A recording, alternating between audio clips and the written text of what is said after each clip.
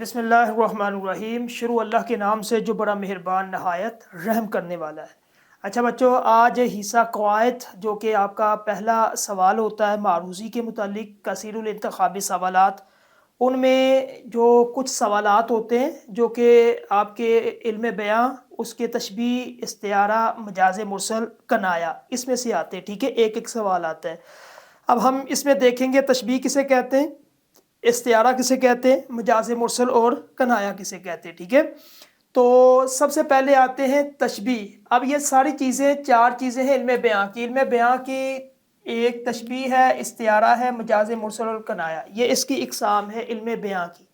علم بیان میں سب سے پہلے تشبیہ آتا ہے۔ تشبیہ کہتے کسے ہیں، کسی ایک چیز کو مشترکہ صفات کی بنا پہ دوسری چیز کے مانند قرار دینا، اس کو تشبیہ کہتے ہیں۔ یعنی کہ ایک چیز دونوں ہی کیا نام اس کا خوبی ہے، اس کے اندر بھی ہے، اب ایک کو دوسری چیز کی خوبی کی بنا پہ اس کی مانند قرار دے دینا۔ مثال جو ہے نا میں آپ کو بتاتا ہوں تاکہ آپ کو اچھے طریقے سے سمجھ آ جائے۔ ٹھیک ہے، سب سے پہلے یعنی کہ دو چیزیں، ایک چیز کو مثال کے طور پہ میرے پاس ہے یہ دو چیزیں۔ ٹھیک ہے، اب میں نے کیا کرنا ہے، اس کو اس کی خوبی کی بنا پہ اس پہ ترجیح دینی ہے، اس کی مانند میں نے قرار دے دینا ہے۔ ٹھیک ہے، حالانکہ یہ قلم ہے اور یہ صاف کرنے والا یہ، ٹھیک ہے، بورڈ کو صاف کرنے والا ہے۔ ٹھیک ہے، تو اب یہ کیا ہے، قلم اور یہ ڈسٹر۔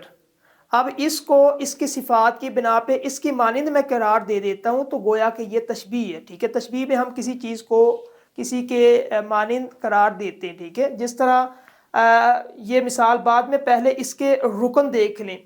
اس کے جو رکن ہے چار، مشبہ، مشبہ بہ، وجہ شبہ اور حرف تشبیہ، یہ اس کے چار رکن ہیں۔ ٹھیک ہے، اب مثال کی طرف آئیں۔ اسامہ شیر کی طرح بہادر ہے۔ ٹھیک ہے، اب یہ جو اسامہ ہے یہ انسان ہے، اب اس کو ہم نے بات کی تھی دوسری چیز کی مانند۔ اب اسامہ کو کس سے، شیر سے، شیر سے ہم نے کیا دی ہے، تشبیہ دی ہے۔ ٹھیک ہے، کیونکہ شیر کے اندر خوبی ہے، خوبی کیا کہ شیر بہادر ہوتا ہے، ڈرتا نہیں ہے۔ اسی طرح اسامہ جو ہے اس کو ہم نے تشبیہ دے دی ہے، کس کے ساتھ، شیر کے ساتھ۔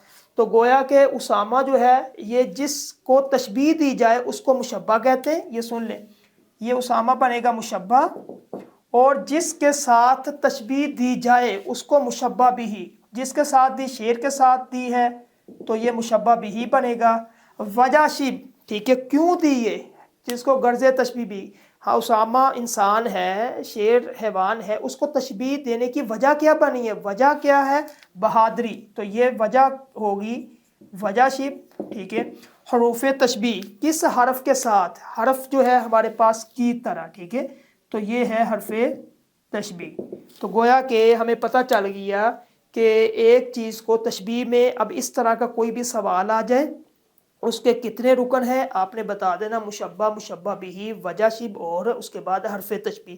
دوسری مثال دیکھیں، یہ کاغذ دودھ کی طرح سفید ہے، یہ کاغذ، ٹھیک ہے، کاغذ جو ہے یہ مشبہ بنے گا، اور دودھ، دودھ سے ہم نے تشبیہ دی ہے تو یہ مشبہ بھی بن جائے گا، اور اس کے بعد سفید جو ہے وہ وجہ شبہ بن جائے گی کیونکہ دودھ کی طرح، اور کی طرح یہ بنے گا ہمارے پاس حرف تشبیہ۔ ٹھیک ہے، اسی طرح آپ نے پیپر میں دیکھنا ہے، اگر کوئی ایک آئے گا، ایک MCQ آئے گا، آپ نے اس پہ غور کرنا ہے، اس کی مثال کو مد نظر رکھیں، اور اس کے ارکان، اس کے بعد علم بیان کی چار قسمیں اور اس کی تعریف۔ ٹھیک ہے، تو کوئی ایک ایسا سوال آ سکتا ہے، اس میں پوچھا جائے گا اسی طرح جس طرح میں نے یہ مثال دی، اسامہ شیر کی طرح بہادر ہے، اس میں جو ہے وہ شیر وہ کیا ہے، مشبہ ہے، مشبہ بھی ہے، یا پھر جو ہے وہ وجہ شبہ ہے، یا پھر حرف شبہ، آپ نے اس طرح اس کو ادھر لکھنا ہے۔ ٹھیک ہے، دوسرے نمبر پہ آتا ہے بچے ہمارے پاس استعارہ۔ استعارہ کوئی مشکل نہیں ہے، جس کو تشبیہ کی سمجھ آ گئی وہ استعارہ کا بھی، کیونکہ تشبیہ کی ہی ایک نئی شکل، ایک نئی صورت، اس کا نام استعارہ۔ ٹھیک ہے،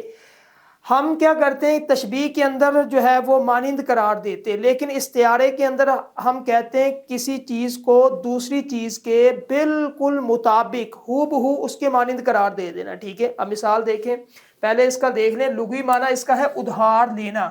تشبیہ کی ایک نئی شکل ہے جس میں ایک چیز کو دوسری چیز کے ہو بہو قرار دیا جاتا ہے۔ ٹھیک ہے، اس کے بھی تین رکن ہیں، مستعار لہو، مستعار من، وجہ جامع۔ ٹھیک ہے، جس طرح میں نے ادھر بتایا تھا اسامہ شیر کی طرح بہادر ہے، استعارے میں ڈائریکٹ ہم نے کہنا ہو بہو اسامہ شیر ہے، ٹھیک ہے، اسامہ شیر ہے، یہ استعارہ ہے۔ اس کے بعد میرا بیٹا پھول ہے، اگر ہو جائے لفظ میرا بیٹا پھول کی طرح ہے پھر یہ تشبیہ بنے گا، ڈائریکٹ کہہ دینا میرا بیٹا پھول ہے تو یہ کیا بنے گا، یہ استعارہ بنے گا۔ اب اس کے اندر جو مستعار لہو، ٹھیک ہے، یہ اسامہ ہے، مستعار لہو، اور جس چیز کے لیے ادھار لیا جائے، جس چیز کے لیے ہم ادھار لیتے اس کو مستعار لہو، جس سے ادھار لیتے اس کو مستعار من، تو شعر سے ہم نے لیا ہے نا مستعار، ادھار لیا، اس کو مستعار من کہیں گے۔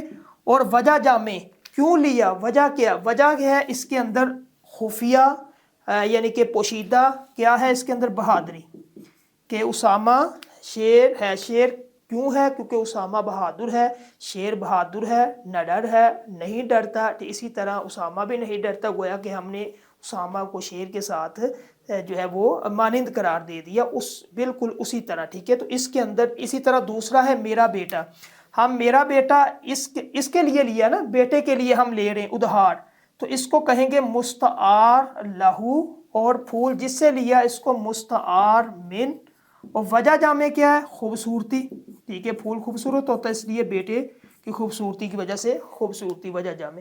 اسی طرح تیسرے نمبر پہ آ جاتا ہے مجاز مرسل، یہ بھی بالکل آسان ہے، مجاز مرسل، اس کی پہلے تعریف سن لیں۔ اگر کوئی لفظ اپنے حقیقی معنوں کی بجائے مجازی معنوں میں اس طرح استعمال ہو کہ دونوں میں تشبیہ کے علاوہ کوئی اور تعلق ہو تو اس کو مجاز مرسل کہتے ہیں، ٹھیک ہے، یعنی کہ حقیقی معنی استعمال نہیں ہوتا، مجازی، حقیقی مجازی معنی کسے کہتے سن لیں، یہ قلم ہے میرے ہاتھ میں، اس کا حقیقی معنی قلم ہے، اس کا حقیقی معنی قلم ہے، اب اس قلم کا کوئی اور معنی میں کروں، ٹھیک ہے، کوئی بھی معنی، وہ اس کا مجازی معنی ہوگا، ٹھیک ہے، اگر یہ قلم ہے، ٹھیک ہے، اس کا یہ حقیقی معنی صحیح معنی لغت کے اندر صحیح سب کو پتہ ہے، اگر اس قلم کا کوئی اور معنی میں کروں گا تو یہ کیا بنے گا، اس کا مجازی معنی۔ دو طرح کے معنی ہوتے ہیں، ایک حقیقی ایک مجازی، حقیقی بالکل وہی، اور مجازی جو اس لفظ سے ہٹ کے ہم کوئی بھی چیز لیتے، ٹھیک ہے۔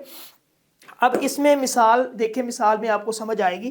پہلی ہے جیسے میں نے کانوں میں انگلیاں رکھ لی، اب جو ہے وہ دوسرا میں نے کانوں میں انگلیاں رکھ لی، کانوں میں انگلیاں رکھنے سے مراد کیا کہ یہ کانوں میں انگلیاں، یہ میرے جو ہے نا ہاتھ کے 10 انگلیاں، یہ ٹھیک ہے، اب کانوں میں انگلیاں ساری تھوڑی رکھی ہے میں نے، یہ ساری جو ہے نا، یہ تو کانوں میں صرف ایک انگلی، اس کا بھی یہ پورٹ چھوٹا پہلا حصہ یہ کان میں اس طرح رکھا میں نے، ٹھیک ہے۔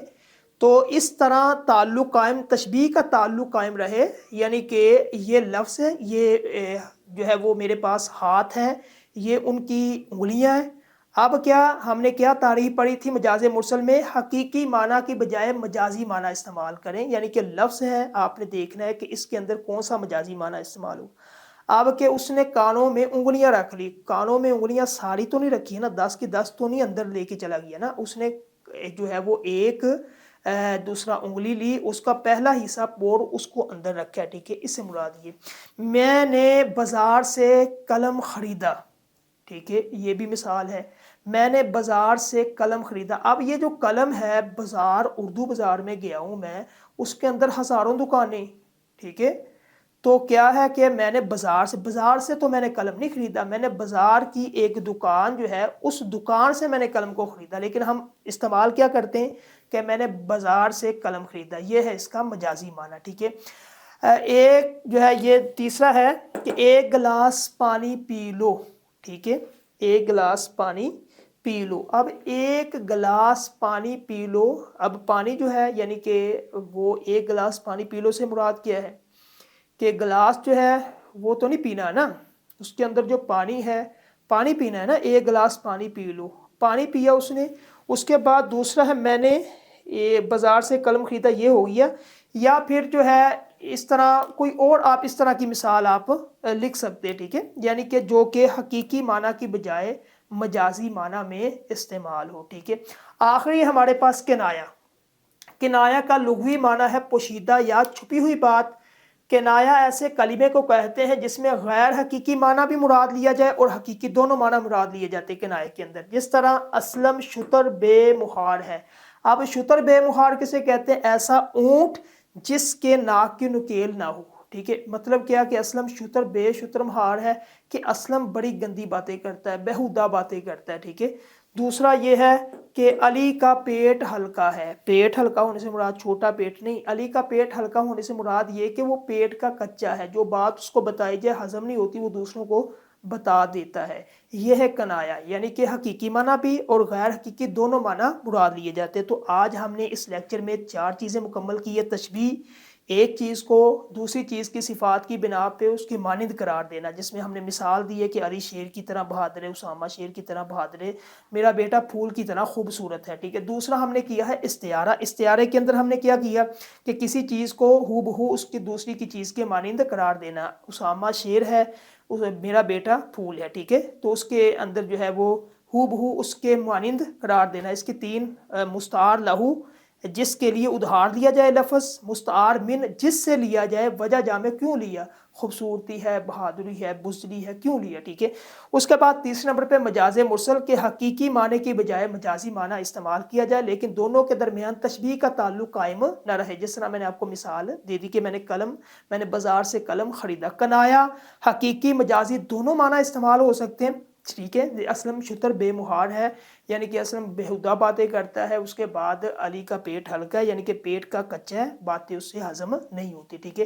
اب اس سے اگلا جو لیکچر ہے یعنی کہ یہ ہے آپ کا دوسرا، ایک یہ لیکچر ہے، اس کا دوسرا حصہ بنے گا علم بدیع والا، ٹھیک ہے۔ اس میں کچھ صنائع کا استعمال ہے، صنعتیں وہ دیکھتے ہیں، اس کے بعد پھر ہم کریں گے جو شعری اصطلاحات ہیں۔